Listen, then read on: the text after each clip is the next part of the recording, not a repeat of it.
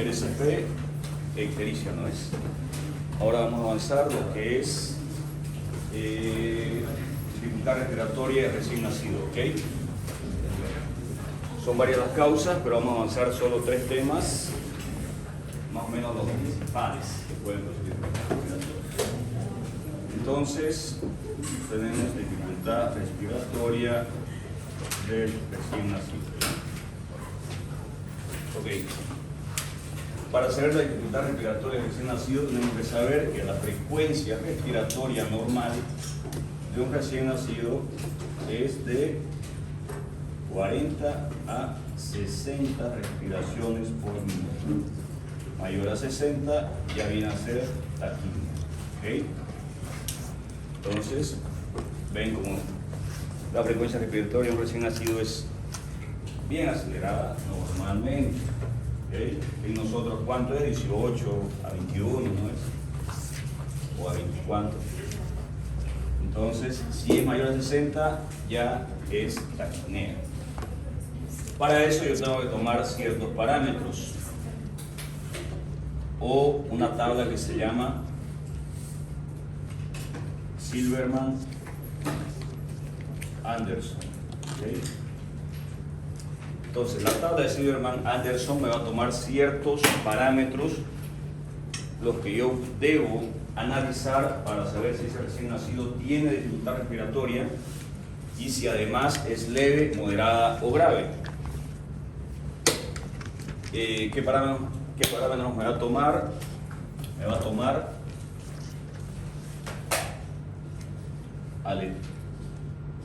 aleteo nasal, retracción subcostal,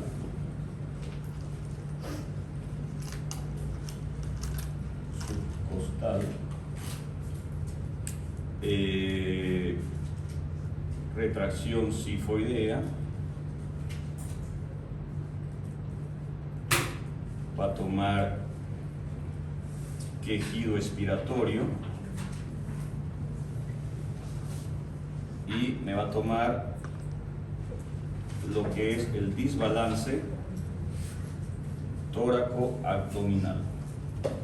¿Ya? Entonces ustedes pueden poner ahí en sus apuntes tabla de Silverman-Anderson.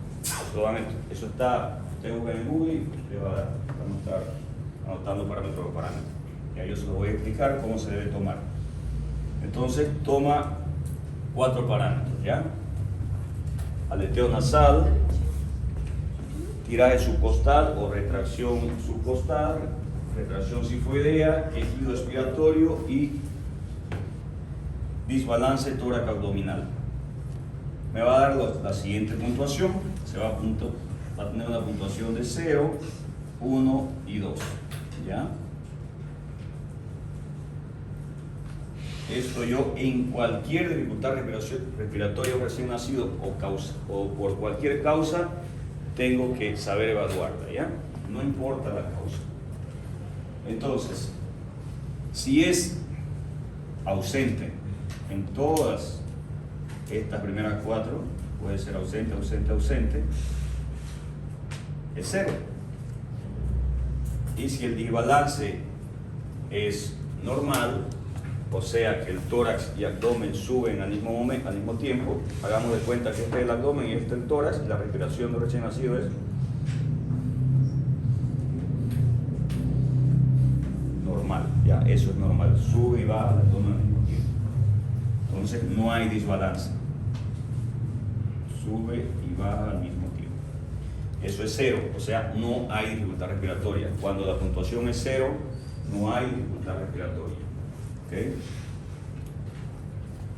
Si por el contrario hay un aleteo nasal moderado, una retracción subcostal moderada, una retracción sifoidea moderada, un quejido expiratorio con estetoscopio, ¿ya? Ahí ya no sería moderado, ¿no es? Si yo ausculto el quejido con estetoscopio, ¿cuál es el quejido? Es cuando el niño respira. Cuando hay esa respiración, significa que el niño le falta oxígeno. Yo lo puedo escuchar eso sin estetoscopio.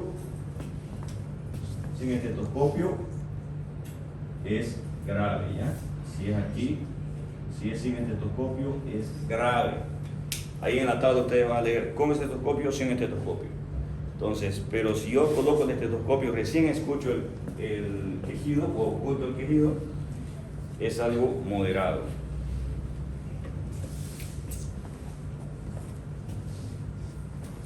Entonces sería tórax, abdomen, tórax, abdomen, tórax sube, abdomen sube o poniendo para. Ya, y en el desbalance tóraco-abdominal puede que haya un momento en que ambos están coordinados y yo puedo observar que en algún momento hay una descoordinación. Eso ya es moderado, ¿ya? Tórax y abdomen. Y aquí vamos a poner tórax y abdomen. Si el aleteo nasal es muy marcado,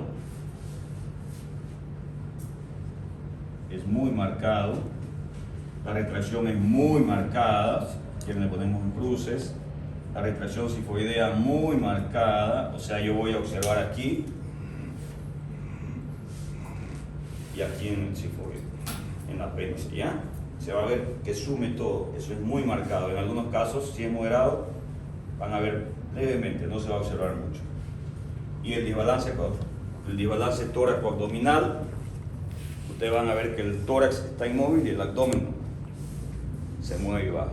Ya, si no mueve el tórax, ahí es más grave. ¿Ya? Entonces, ¿qué parámetros me va a dar? Eso me va a dar si es leve, si es moderado o si es grave. Si es igual o menor a 3, es una dificultad respiratoria leve. Ese niño puede estar necesitando simplemente oxígeno. ¿Ya? Entonces, yo con esa tabla, con los parámetros y el diagnóstico de la dificultad respiratoria, puedo hacer mi tratamiento también. Entonces, tengo un niño, observo, tiene una puntuación de 3, por ejemplo, puede ser que tenga una retracción subcostal que va de 1 y un quejido con el estetoscopio va de 2 y retracción sifoidea nada más, 3 puntos. Entonces, 3 o menos, oxígeno, le pongo oxígeno. Luego veré la causa, ¿ya? Pero ese niño necesita oxígeno. Si es de 4 a 6, es moderado, podría estar necesitando CPAP. Es un dispositivo que da una presión continua a la vía aérea, ¿ya? Presión continua a la vía aérea, o sea, que el oxígeno yo aquí lo puedo poner por puntas nasales y lo único que me va a dar es oxígeno nada más. Coloco una cánula binasal, oxígeno y el niño va a respirar por sí solo, pero le voy a aumentar la cantidad de oxígeno. El CPAP lo coloco en una máquina donde me va a dar, además de oxígeno, presión, ¿ya? Entonces lo coloco a la nariz. No va a haber ningún escape con el CPAP. Con el oxígeno puede haber escape por los orificios nasales. Por el CPAP se coloca, no tiene que haber escape, ¿ya? Por los orificios. Ponemos fío, ponemos oxígeno y damos presión de agua. Y eso va a dar oxígeno y presión con el objetivo de que los alveolos no se colapsen, ¿ya? Ese es el objetivo. Por eso da una presión continua para mantener mis alveolos constantemente con menos presión, digamos, no colapsados, ¿ya? Entonces va a estar dando oxígeno y esos alveolos pueden tener tendencia por la dificultad respiratoria a colapsarse y con el CPAP no se colapsan. Y si es mayor a 7, probablemente el niño necesite asistencia respiratoria mecánica, intubarse y conectarlo a una máquina de ventilador mecánico, ¿ya? Que significa que si yo estoy en un centro de salud y tengo un niño que tiene una dificultad respiratoria de 4 a mayor a 4, lo envío, no voy a poder controlarlo yo porque necesito oxígeno, pues si no tengo oxígeno en mi centro de salud, con leve ya lo envío, pero generalmente hay. ¿Entendieron esa parte? ¿No entendió alguien? Se lo vuelvo a explicar. Doctor, Una pregunta. Cuando se escucha el quejido expiratorio con el efecto, ¿es leve? Es leve. Cuando ya se escucha sin el efecto O sea, vale 1, no es leve, vale 1. Ya. Leves vendría a ser acá, según la puntuación. Cuando lo escuchas sin el estetoscopio, vale 2. Ya puede ser que solo escuche con el estetoscopio y no tenga nada de esto, o sea, es muy poco probable, obviamente, pero es un ejemplo. Si tú escuchas solo con el estetoscopio quejido, pero no tiene ningún otro parámetro, todos son negativos, pues sería 2 nomás, sería un niño con una dificultad respiratoria leve. ¿Ya? Solo te da puntuación. La acumulación te da 2 puntos. ¿Alguna otra pregunta? Muy bien. ¿Se quedó claro? Entonces ya saben, ¿ya? La dificultad respiratoria yo la evalúo con Silverman-Anderson. Como no se entiende nada, puedo borrar.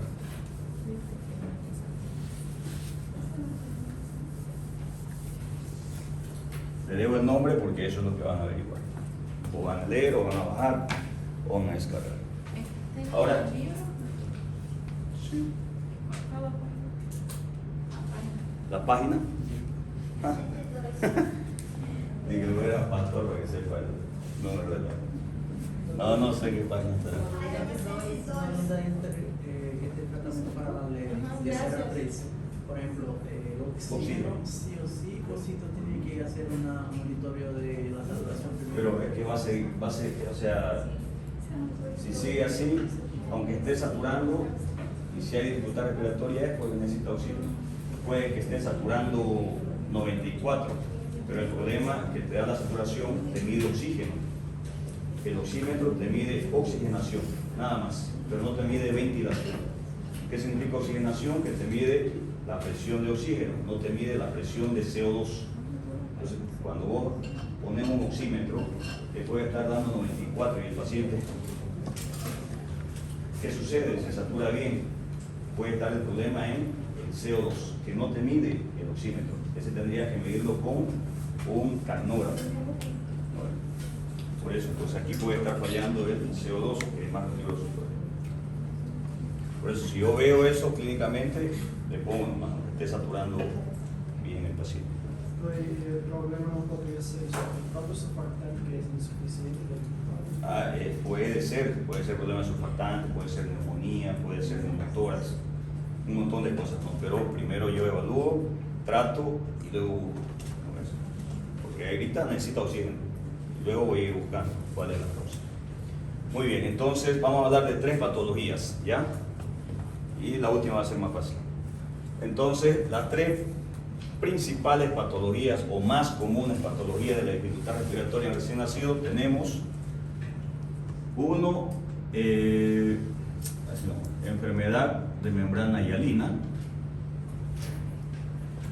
Una segunda viene a ser taquignia transitoria recién nacido. Y una tercera, de las muchas que hay, tenemos el SALAM o síndrome de aspiración de líquido amniótico meconial.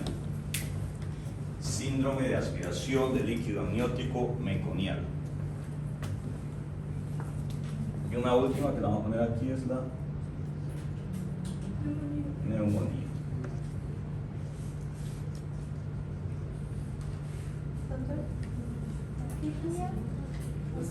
Síndrome de aspiración líquido amniótico Meconial. La segunda Taquignia transitoria recién nacido.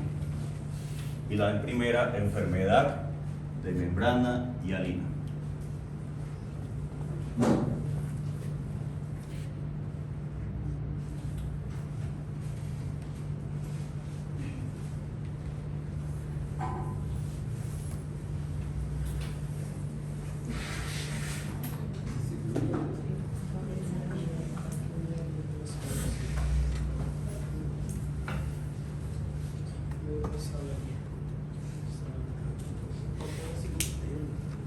Ok, entonces vamos a ir relacionando los 3 para que nos demos cuenta de las diferencias que hay, ¿ya? Primero, la enfermedad de membrana hialina se da en prematuros. O sea, sobre todo menores de 34 semanas.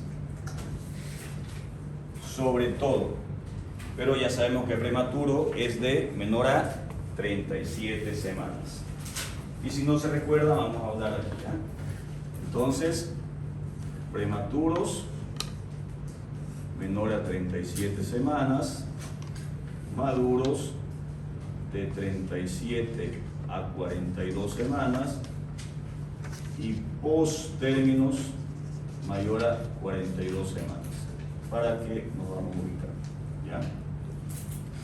Entonces, la enfermedad de membrana hialina se da sobre todo en prematuros, sobre todo menores de 34 semanas. Puede haber en 36, podría, en medicina, y aquí 2 más 2 no es 4, no es, pero generalmente se da en menores de 34 semanas. Taquicardia transitoria se da en prematuros tardíos, que sería de 34 a 36, y sobre todo en maduros, o sea, mayor a 37 semanas. Y el SALAN se da sobre todo en mayores de 42 semanas. ¿Puedes tener el de 40? Podría, sí, pero sobre todo se da en los postérminos. ¿Okay? Entonces, con esas edades ya yo me puedo dar cuenta de muchas cosas, ¿no? Si tengo un prematuro, no voy a pensar que sea un SALAN, voy a pensar en una enfermedad de membrana hialina. Si es a término, sobre todo voy a pensar en una taquicardia transitoria, y si es postérmino, obviamente en SALAN. Ahora veremos las causas de cada uno. ¿Ya? Entonces, la causa de la enfermedad de membrana hialina es una disminución o falta de surfactante. ¿Ok? La causa de la taquicardia transitoria es sobre todo una disminución en la absorción de líquido pulmonar. Y la causa del SALAN es meconio en la vía aérea. ¿Ok? Estamos hasta ahí, ahora vamos a ver cada uno de esos. Entonces, membrana hialina, falta de surfactante. Taquicardia transitoria, una disminución en la absorción de líquido pulmonar, y el SALAN causado por meconio en la vía aérea. Muy bien, ¿qué sucede? Sucede que en la membrana hialina, como es un niño prematuro, toda persona, todo recién nacido necesita surfactante para poder respirar. Todos nosotros necesitamos y hemos necesitado surfactante para poder respirar. El surfactante se produce a partir de las 20 a 24 semanas y termina a las 34 semanas. Termina de producirse, ¿ya? ¿Y para qué sirve? Es un agente tensoactivo, ¿ya? Producido por unas células que se llaman neumocitos tipo 2. Entonces, tensoactivo,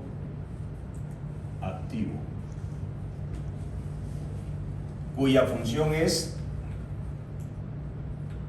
evitar el colapso pulmonar. Significa que evita las atelectasias. ¿Ya? ¿Qué es algo tensoactivo? Una gota de agua, está completamente pegada, ¿no es? ¿Qué es lo que hace el surfactante a nivel alveolar? El alveolo que tiende a tener a estar colapsado, esté así. ¿Ya? Entonces, al haber surfactante, el alveolo se mantiene en esta posición, digamos. No se colapsa y hace esto, porque tiene surfactante. Entonces, ingresa oxígeno y hace intercambio gaseoso con todos los vasos peribronquiales y perialveolares que yo tengo. Si está todo colapsado, ingresa oxígeno, ¿no es? Entonces, por eso es que si hay falta de surfactante, todo está colapsado. Cuando ustedes vean una radiografía de un paciente que está con una membrana hialina grave, obviamente, radiografía de tórax, blanco todo, no se ve el pulmón porque no ingresa oxígeno. ¿Ya? Bien. ¿Entendieron esa parte? Perfecto.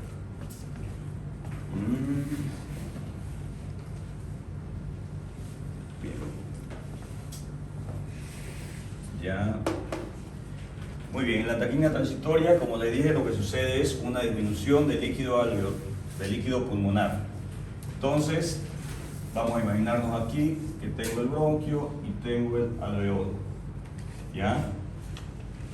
Todo esto estaba lleno de líquido, el paciente sale del útero, llora, el primer llanto lo que hace, ingresa oxígeno, abren esos alveolos y este líquido se debe reabsorber.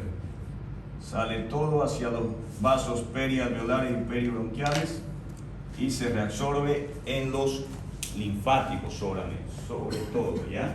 No es que el pulmón, el líquido que ve en el pulmón, el niño lo vomita, no, lo reabsorbe sobre los linfáticos. Mete oxígeno en el primer llanto y en el segundo y en el tercero y va saliendo ese líquido de los alveolos por los vasos perialveolares y bronquiales.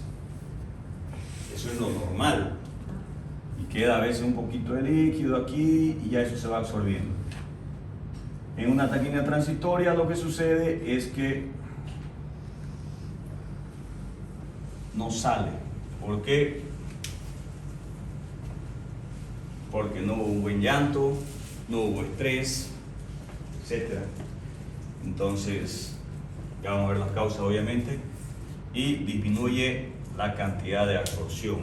Entonces, por eso es que no, obviamente, lo que tenía que haber líquido en un niño con una absorción normal aquí, a veces queda aquí, la mitad del alveolo con líquido. Salió solo la mitad. Obviamente no es suficiente para que el niño aproveche la cantidad de oxígeno. ¿Ya? Por eso es que la dificultad respiratoria aquí es leve generalmente, porque hay cierta cantidad de oxígeno que sí se está aprovechando y con el transcurso del tiempo se va reabsorbiendo. ¿Cuánto tiempo? 12 a 24 horas, exageradamente 72 horas, o máximo si quieren. ¿Ya? Generalmente no es grave. ¿Ya? Muy bien. ¿Y qué sucede en el SADAN? Como es líquido amniótico meconial en la vía aérea, sucede que por ciertos factores externos, como ser preeclampsia, hemorragia de la madre, cualquier cosa lleva a que el niño tenga sufrimiento fetal agudo. ¿Ya? Ese niño con sufrimiento fetal agudo entra en un proceso de estrés intrauterino, ya por el sufrimiento que tiene, contracciones. Al haber una preeclampsia, obviamente hay una vasoconstricción, disminuye el riego de sangre al recién nacido, el riego uterino, y se estresa porque no está llegando sangre, y al estresarse relaja esfínteres y elimina meconio dentro del útero. Y ese líquido amniótico limpio que había ahí se llena de meconio. Y ese meconio, ese líquido amniótico, ustedes saben que el niño lo traga, lo respira, todo, y eso es normal porque el niño vive a través del cordón umbilical y placenta, ¿no es? No está respirando de adentro. Pero ya cuando el niño tiene meconio, empieza a respirar meconio. En el útero no va a pasar muchas cosas. Pero una vez sale, obviamente está esa vía aérea llena de meconio y no va a poder respirar. Entonces, eso es lo que sucede. Vía aérea llena de meconio, es más denso y no se reabsorbe, obviamente, y el niño entra en dificultad respiratoria. ¿Ya? No todos los niños que nacen meconiados, hacen salán. ¿Ya? O sea, puede que un niño haya liberado meconio en el útero, pero no le llegó a la vía aérea, por suerte. ¿Okay? Entonces nace, llora, todo normal. Puede nacer impregnado de meconio, puede haber meconio en la región oral, pero probablemente, y lo más seguro es que no le llegó a vía aérea. ¿Ya? Pero a los que les llega a vía aérea, eso es lo que se complica.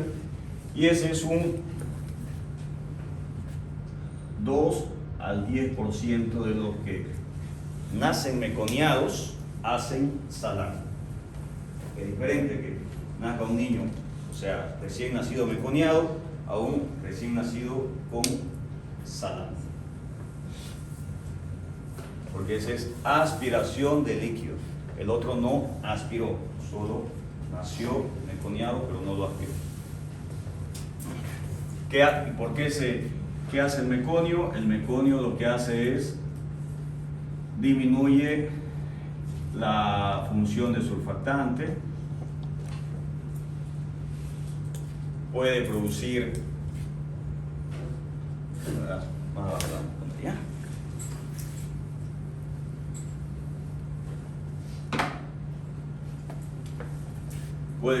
además neumonitis química, por lo que es surfactante, no es una infección, disminuye la función de surfactante y obviamente además va a producir obstrucción, ¿no ves? Que no se reabsorbe y empieza a obstruir la vía aérea.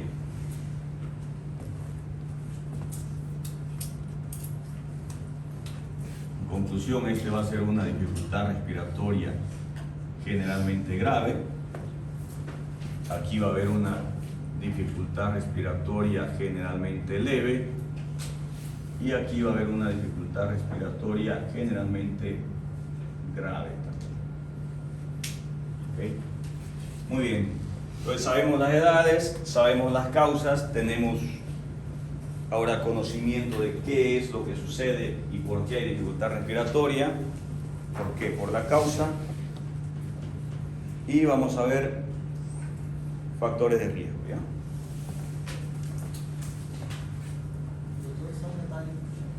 Dígame. ¿La obstrucción sí o sí va a pasar o algunas veces sí o...? No siempre, así como la neumonitis no va a pasar siempre, la obstrucción no va a pasar siempre y la disminución del surfactante no va a pasar siempre, pero puede pasar una de las tres cosas. Cuando sucede, vamos a ver las complicaciones. ¿Ya? Muy bien, los factores de riesgo, obviamente, nacer prematuro es un factor de riesgo. Diabetes materna es otro factor de riesgo. También que haya antecedentes de enfermedad de membrana hialina en embarazos previos. Ya si la mamá tuvo un hijo con un niño con membrana hialina, ya es un antecedente que yo debo tomar en cuenta. ¿Ya?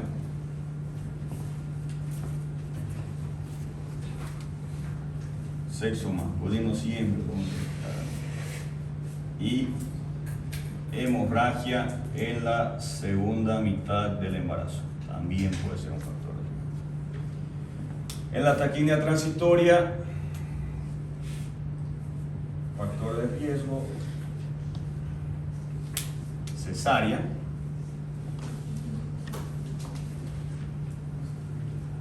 parto expulsivo, puede ser factor de riesgo. Igual diabetes mellitus y sedación. Cuando sedan demasiado a la madre también puede producir, ¿ya? ¿Por qué? Porque el niño nace también somnoliento y no tiene la capacidad de llorar vigorosamente, entonces no reabsorbe bien, no hay ese esfuerzo y no mete bien el oxígeno. Y en el salán, factor de riesgo, obviamente sería post-término y sufrimiento fetal agudo.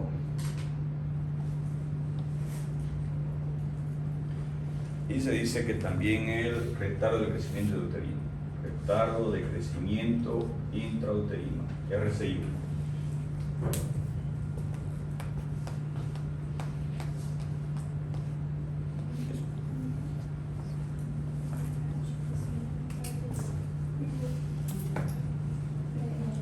Muy bien.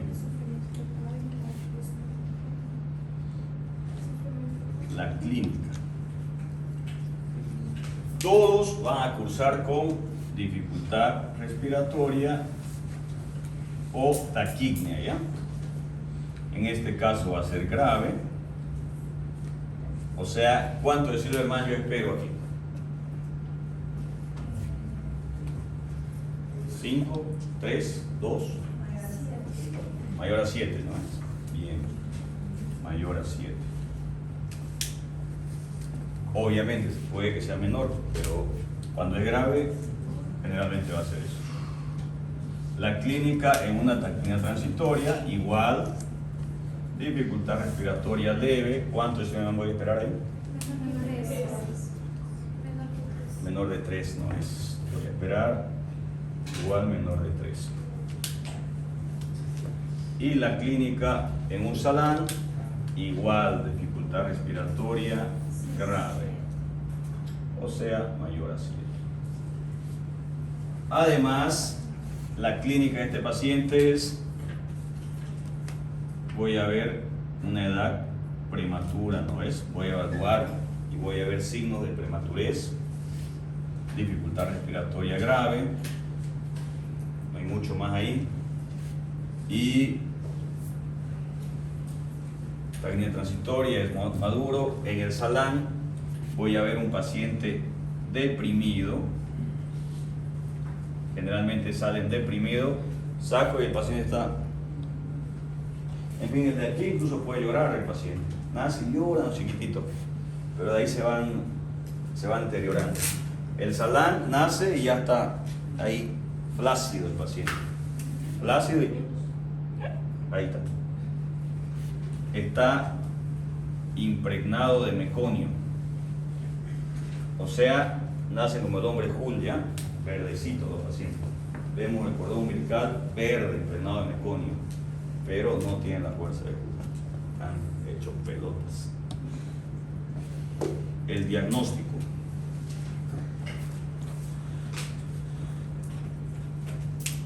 ¿Qué van a solicitar aquí?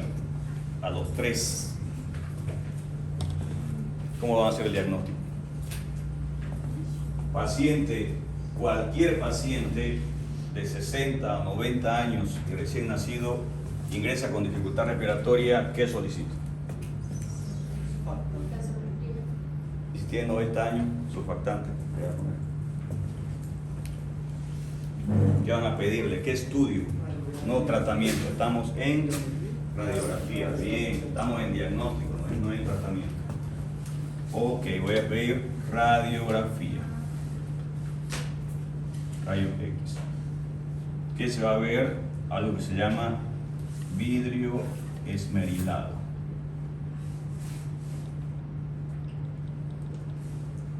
Ya, o sea, que vamos a hacerle cuenta que este es un pulmón y normalmente todo debería estar negro, pero por lo general esta parte puede estar negro y luego tiene puntitos blancos, todo esto blanco. Y en lo grave tendría el pulmón y todo blanco. No veo nada, no veo lo negro del pulmón, no se observa. Ese es un paciente grave, ¿okay? Y luego que igual va a necesitar oxígeno, pero generalmente voy a ver todo lo que debería ver negro, se va a ver primero una parte blanca aquí, y eso se llama imagen de vidrio esmerilado. ¿Ya?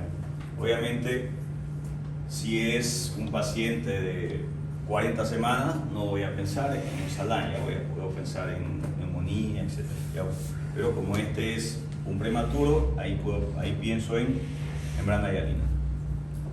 Por si acaso, si ustedes escuchan alguna vez dificultad respiratoria tipo 1 o síndrome de dificultad respiratoria tipo 1, también se trata de enfermedad de la nigrina. Y si escuchan por ahí síndrome de dificultad respiratoria tipo 2, también entonces se trata de taquicardia transitoria, por si acaso, ¿ya? Porque a veces uno escucha, pero si el doctor dijo que no, tienen varios nombres. La medicina trata de complicar la vida de uno poniendo nombres a todos, diferentes nombres.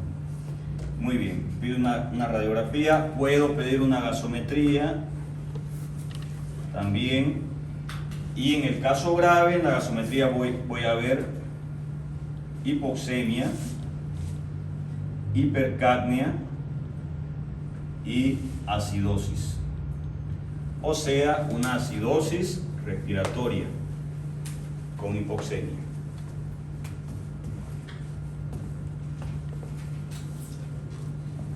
Si no saben gasometría, ahorita podemos explicar un poquito ya. Muy bien. En el diagnóstico de una taquicardia transitoria, ¿qué voy a observar? Puede estar normal, como también puedo tener un patrón obstructivo. ¿Por qué puede obstruirse? Porque si yo tengo el alveolo, que debería estar sin líquido aquí adentro, pero hay líquido, entonces se va a absorber más lentamente y mis mismos vasos perialveolares y peribronquiales se van a llenar más de líquido también. Y ese líquido me va a hacer como que se obstruya un poquito mi bronquio. Entonces, exageradamente puedo ver un patrón obstructivo. ¿Cómo se observa un patrón obstructivo? Como un paciente asmático. ¿Cómo se observa un paciente asmático? Aumento de la opacidad, o sea, un pulmón más negro, porque está acumulando oxígeno. ¿Ya? Entonces, si yo, por ejemplo, tengo una radiografía y se observa así, normalmente un obstructivo yo lo voy a observar así. ¿Ya? ¿Por qué? Porque se llenó más de aire, entonces mi diafragma se aplanó. Si estas son las costillas, mis espacios intercostales están más amplios.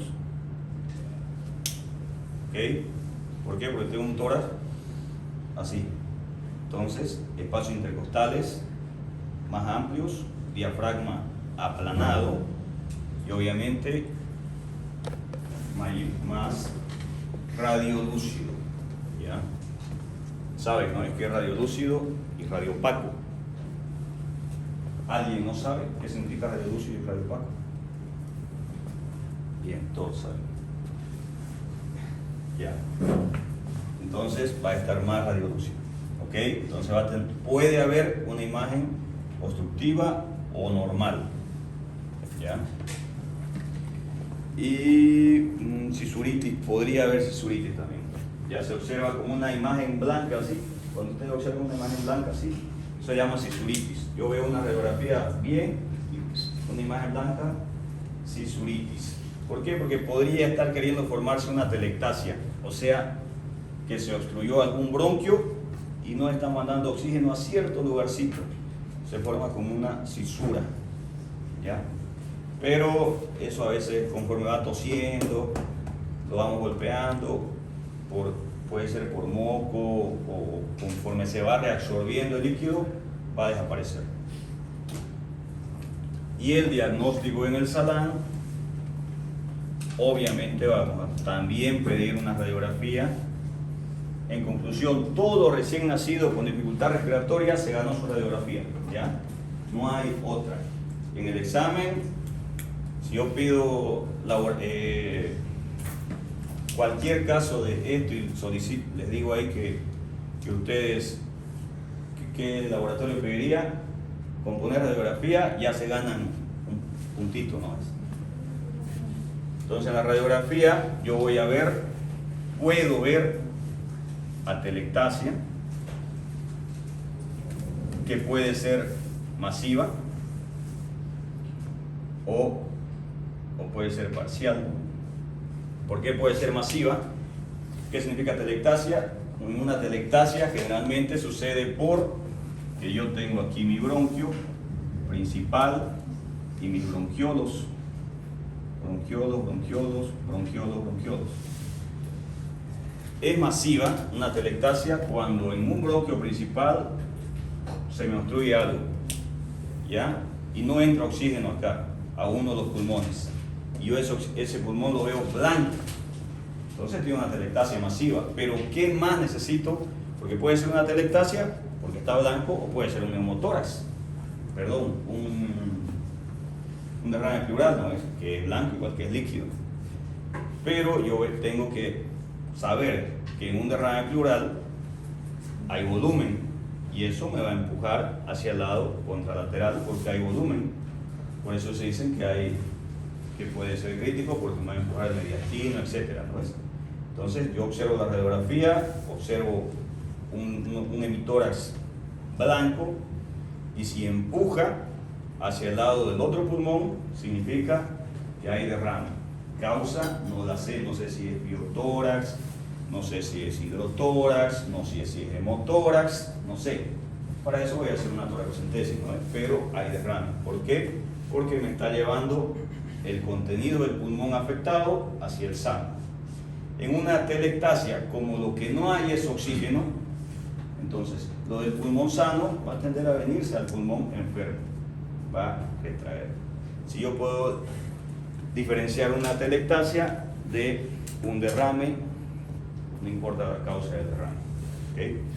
En este caso va a ser una atelectasia masiva o parcial, porque puede ser un sistema de válvula, esa obstrucción, o puede ser una obstrucción completa, o puede haber microatelectasias, ¿ya? Entonces, a ver, zonas blancas, zonas negras, zonas blancas, zonas negras, zonas blancas, zonas negras en un mismo pulmón o en ambos pulmones, ¿ya? Porque va a ser a los dos lados que entra el meconio. Entonces voy a ver blanco, negro, eso es como algodonoso se va a ver, ¿ya? Porque hay zonas de microatelectasias o atelectasia masiva. Muy bien. Así voy a ver una gasometría. Obviamente también la gasometría va a haber hipoxemia, hipercapnia, acidosis. Lo mismo que en una membrana negativa. Y complicaciones que me puede traer.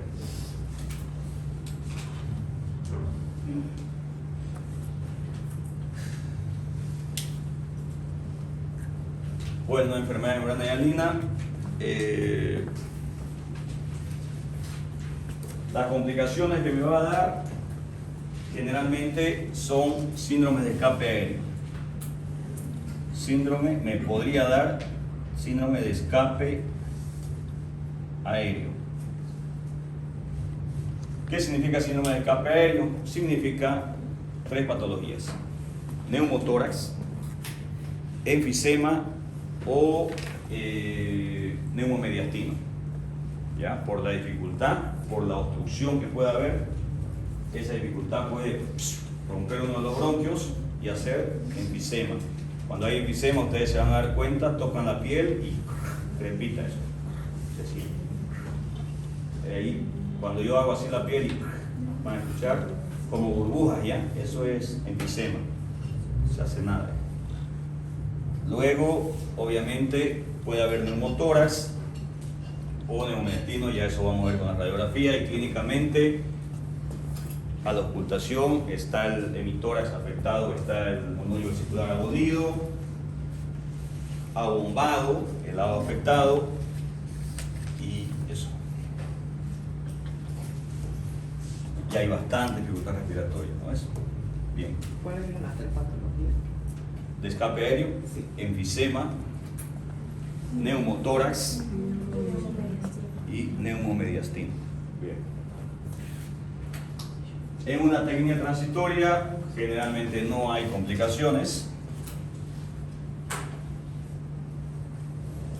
Si es pura, no va a haber, ¿ya?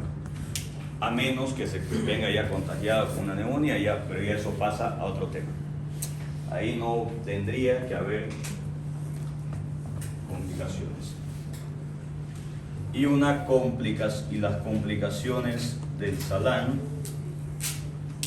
obviamente atelectasia,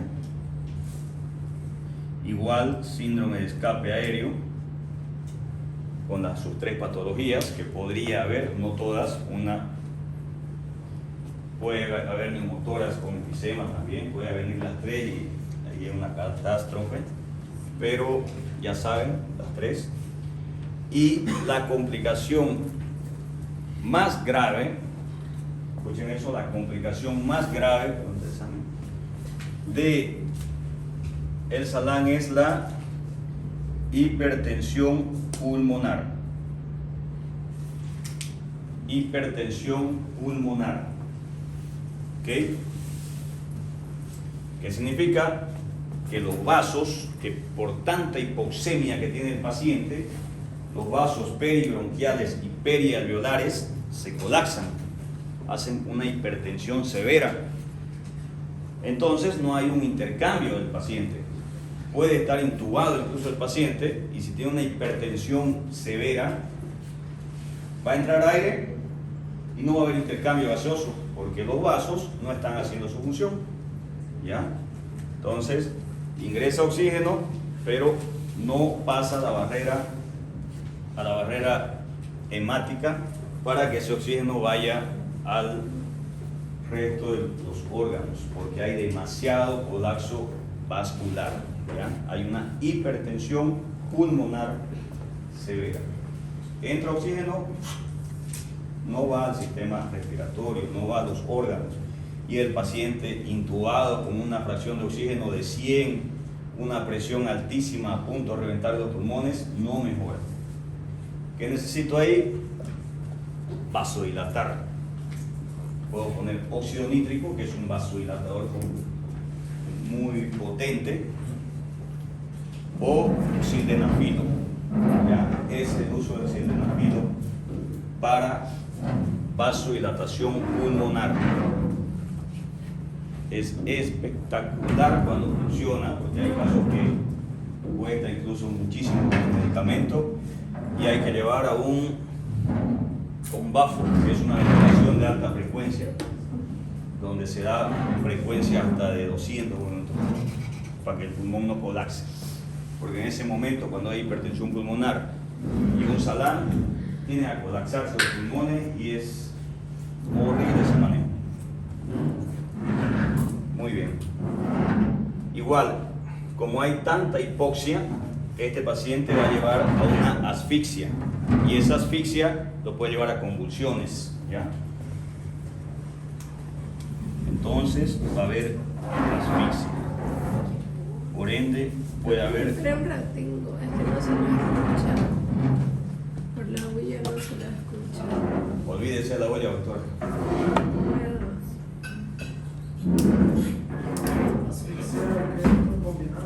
O sea, esa hipertensión pulmonar lo va a llevar a más hipoxia. ¿Ya? ¿Por qué? Porque no hay un intercambio gaseoso. Esa hipoxia, en cualquiera de los momentos, lo ha llevado a una asfixia. Esa va a ser una asfixia posparto. El niño ya puede también haber nacido con asfixia intraútero, puede tener una asfixia en el momento del parto, pero en este momento, por la hipertensión pulmonar, también puede ser una asfixia. Esa asfixia va a llevar un daño neurológico, y ese daño neurológico, por ende, le va a producir convulsiones, ya que es otra complicación. Bien.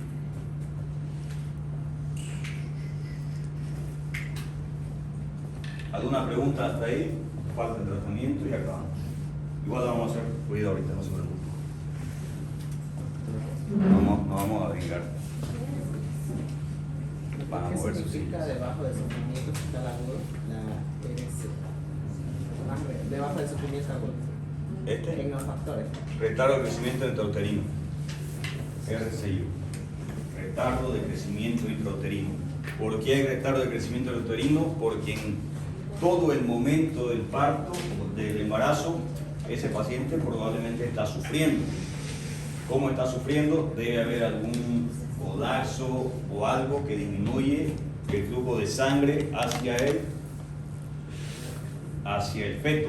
por eso es que no crece normal, por eso es que el paciente tiene retardo de crecimiento, porque ese paciente constantemente está con una disminución de flujo sanguíneo, mala nutrición, mala alimentación, obviamente poco oxígeno, y en algún momento lo puede llevar a un sufrimiento también. Cuando se nace, ¿en qué momento se da el surfactante? Tiene que darse en las primeras 2 horas, es lo ideal. Ahorita vamos a hablar de eso en el tratamiento. Doctor, ¿puedes repetir los factores de riesgo de esta quimio? Cesárea, parto expulsivo, porque en ese momento el paciente no se estresa, en la cesárea no se estresa, y la sedación materna y la diabetes no me acuerdo por qué produce. Creo que hay una disminución de corticoides en pacientes diabéticos. Complicaciones de salán. Obviamente la dificultad respiratoria grave, no, abajo, atelectasia, síndrome de escape aéreo, que son las 3 patologías que ya les nombré, neumotórax, enfisema, neumomediastino, hipertensión pulmonar, lo cual me va a llevar a una asfixia y me puede llevar a convulsiones y la muerte.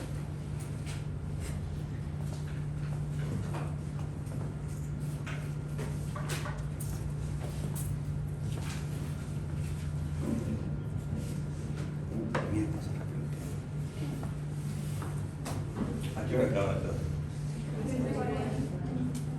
Ya. Tratamiento. Muy bien. En el tratamiento de enfermedad de membrana hialina es surfactante. ¿Ya? Entonces el tratamiento es surfactante pulmonar, que hay natural y sintético. El mejor natural, generalmente es bovino, ¿ya? ¿Cómo se coloca? Bueno, primero nace el paciente, dificultad respiratoria, oxígeno, ¿ya? El oxígeno generalmente podemos hacerlo por CPAP, ¿ya? Que es la presión continua para la vía aérea, oxígeno con presión continua en la vía aérea, se le coloca. Y si el paciente no va mejorando, no en todos los casos se necesita poner surfactante, por si acaso, ¿ya? Si yo le pongo CPAP y el paciente con una FiO2 de 40, por ejemplo, va mejorando, se puede mantener con el CPAP hasta que vaya produciendo su propio surfactante. Pero por lo general se coloca. Entonces ponemos el CPAP y luego el surfactante. ¿Cómo se coloca el surfactante? Es por tubo endotraqueal. No es por vía endovenosa, ni vía oral, ni por cánula orotraqueal, ¿ya? Por si acaso en el examen entra eso y a veces ponen cánula. Por tubo orotraqueal. O sea, tengo que intubarlo al paciente, agarro un laringoscopio, intubo al paciente, tiene que estar bien intubado para que no se vaya para un lado solamente el surfactante, y se coloca por el tubo el surfactante. ¿A cuánto? A 100 miligramos por kilogramo. O sea, si pesa 2 kilos, 100 por 2, 200 miligramos, ¿no? Entonces, eso se le va a poner 100 miligramos por kilo. Lo mejor dentro de las primeras 2 horas. Pero si después llega el paciente, digamos, de una provincia a un tercer nivel, luego de 6 horas, igual se coloca. Tiene buen efecto dentro de las 12 horas, el mejor efecto dentro de las 2 horas. Se puede repetir luego de 6 horas de la primera dosis. Ya, entonces se le coloca el surfactante, se puede o no dejar intubado. Generalmente acá si lo dejan, teóricamente se puede o no dejar, se puede quitar el tubo, o sea, se coloca el surfactante y se ve que va mejorando bastante la saturación, se va bajando parámetros, llego a una FiO de 40 Puedo quitarle el tubo y dejarlo con CIPAC, o dejarlo con el tubo y después de unas 6 horas sacarle una radiografía. Si veo que todavía hay zonas que le falta oxigenar, puedo colocarle nuevamente surfactante, ¿ya? Pero se debe extubar lo más rápido posible, porque era la falta de surfactante, ¿ya? Y luego ya se deja con CIPAC y el paciente va a mejorar. ¿Necesita antibiótico? Generalmente no se pone antibiótico. Pero si está muy manipulado, hay antecedentes, van a ver ustedes que sí le ponen, pero teóricamente no se debería. La taquimia transitoria, el tratamiento, oxígeno, nada más que oxígeno. Leche normal, cuidados normales, pero con su oxigenito si lo requiere. A veces solo observación, ¿ya? Si va mejorando, lo observamos. Si vemos que requiere oxígeno, podemos darle. Y va a mejorar, como les dije, de 2 a 24 horas y exageradamente puede estar 72 horas. Tratamiento del salán. Tenemos que, 1, aspirar ese meconio. Si hay meconio en la vía aérea, tengo que sacar ese meconio. ¿Cómo se saca? Con un tubo orotraqueal y se aspira a través del tubo. ¿Ok? Entonces colocamos el tubo y aspiramos el líquido a través del tubo. Teóricamente dice que hay que sacarle el tubo luego de eso y va a mejorar, pero dependiendo del grado de dificultad respiratoria y la depresión que haya tenido y cómo reacciona el paciente, la mayoría de las veces queda intubado, ¿ya? Muy bien. Entonces, ¿qué había? Obstrucción por el meconio. Entonces, tengo que aspirar el meconio, ¿no ves? Intubo el paciente y aspiro. Y dependiendo de su reacción, probablemente tenga que dejarlo en ventilación mecánica. Hay una disminución del surfactante, probablemente necesite poner surfactante, ¿ya? Probablemente, no siempre se pone, no está dentro del protocolo del tratamiento, solo que a veces no va mejorando el paciente y se opta por colocarle, porque sabemos que sí disminuye el agente tensoactivo y produce neumonitis química. ¿Coloca antibiótico? Para la neumonitis química no, porque no es bacteria, pero se pone para prevenir infecciones, porque obviamente va a estar muy manipulado ese paciente, entonces se le coloca. Y los antibióticos de primera elección en cualquier paciente neonato es ampicilina, gentamicina. Por cualquier causa generalmente se pone eso, ¿ya?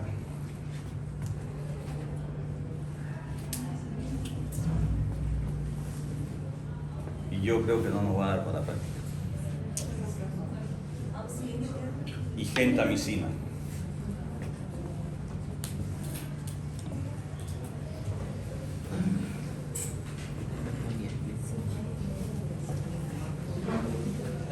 El antibiótico sí o sí va a poner todo. Se coloca, o sea, está en los protocolos que como protección debe ponerse normal. Sí, porque se dice que igual disminuye el sistema inmune un poco, entonces pone. Pero no habría una causa para que yo le diga que esto produce infección. Y por último, un tema así rapidito que también entra en dificultad respiratoria es neumonía. Se llama neumonía connatal cuando es menos de 3 días de nacido, ¿ya? Eso es connatal. Y cuando es más de 3 días, neumonía de la comunidad, ¿ya? Pero aquí tenemos que tener un pequeño resumen para que sea neumonía. Generalmente el paciente nace bien y a veces después de 2, 3, 4 horas empieza a tener dificultad respiratoria o 1 hora pasa. Pero hay que tener siempre en cuenta antecedentes maternos: infección urinaria, corioamnionitis, secreción vaginal, fiebre en la última semana del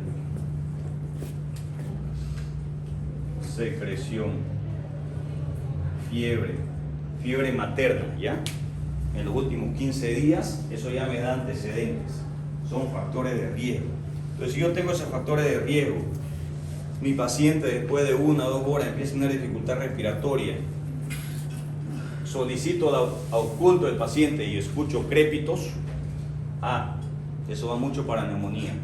Solicito laboratorios y voy a tener una leucocitosis y posiblemente una BSG, una procalcitonina, que es el mejor marcador, una procalcitonina aumentada, el mejor marcador por si acaso.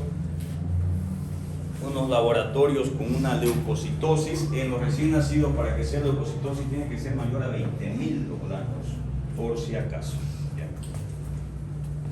20.000 yo veo, no me asusto en recién nacido, ¿ya? Eso es normal, nacen con glóbulos blancos altísimos.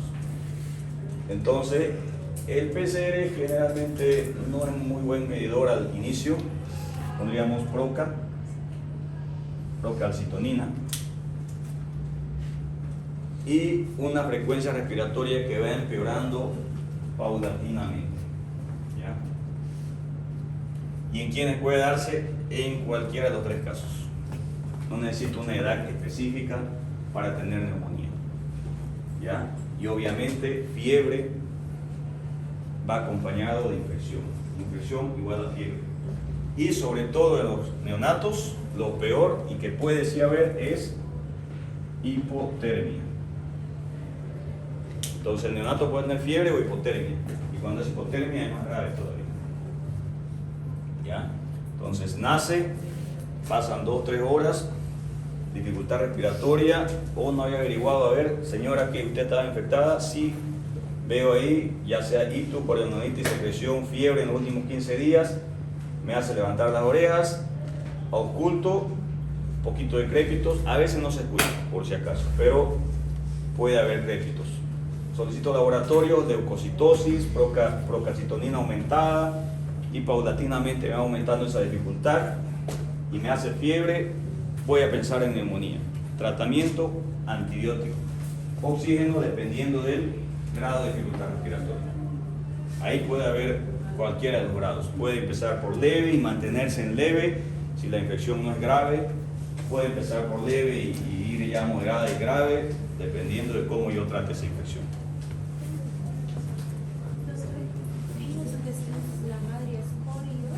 Corioamnionitis, infección dentro del líquido o en el útero.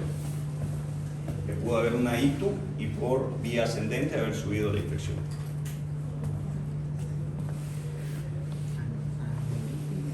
La próxima clase vamos a tener que avanzar un tema más cortito. No nos va a dar tiempo. Ya. Pueden irse. No va a haber listo.